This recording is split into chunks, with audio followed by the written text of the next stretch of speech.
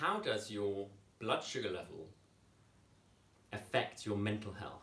This is a question which scientists are beginning to understand or beginning to explore even, because for many years we've kind of thought of your mind and mood disorders and emotional problems as being a kind of world apart from what happens in the rest of the body. We, I guess going back to Descartes, have really thought of the mind and the body as these two separate domains, and certainly as scientists, as neuroscientists, we tend to just study the brain kind of from the neck up and have spent very little time thinking about how the brain actually interacts with the body.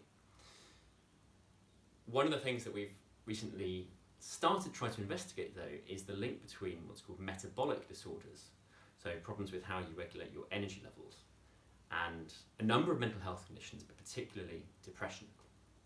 So we know, for example, that if you have depression, you are much more likely to develop type 2 diabetes. This is a problem with regulating your blood sugar levels. Your body becomes insensitive to insulin. In other words, it can't clear, because it doesn't have that insulin signaling anymore, it can't clear the blood sugar from the blood. So you get very high levels of glucose. And depression causes, or rather depression seems to lead to type 2 diabetes, whether it's causal we don't know, but also type 2 diabetes seems to lead in time to depression. So much higher rates, we look at this in the kind of epidemiology, in other words, studying the way that these conditions tend to overlap. And if you study people who've got depression, follow them over a number of years, you see that at a later date they were much more likely to develop diabetes and vice versa. So this is a kind of hint that there's something going on linking these two conditions. Mechanistically, we're now actually beginning to understand the role that dopamine plays.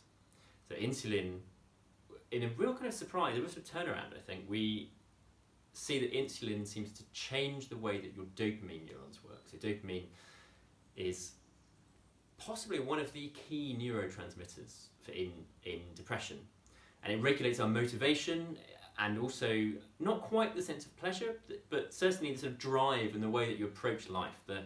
What's missing in depression is that kind of ability to really attack life and find the joy in kind of doing things and getting up and going. Depression sort of robs you of that desire to really do things.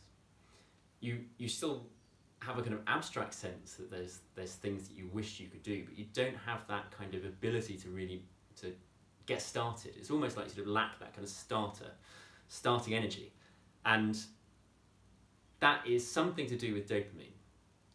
And we found that insulin controls your dopamine levels. Now, I already talked about the type 2 diabetes, which involves a loss of sensitivity to insulin.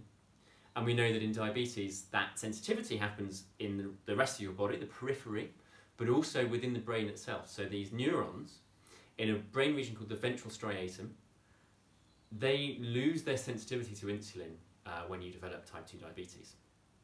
And this changes because of the way that insulin is crossing into the brain and is normally affecting the dopamine signaling. It means that in diabetes, your dopamine signaling is altered as well.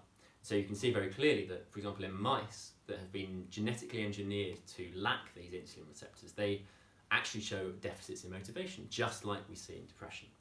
So there's really strong evidence beginning to come through, and we're starting to now, some of the research that I do, we're looking at how your blood sugar levels or your sensitivity to insulin, how that affects your motivation, and this is in humans now, so translating this research from mice into humans, and beginning to actually ask these questions of, is something like your metabolic health, your physical health generally, the state of your body, how important is that for your mental health? And it seems that something like insulin might be one of the key mechanisms or key predictors of whether you go on to develop something like depression.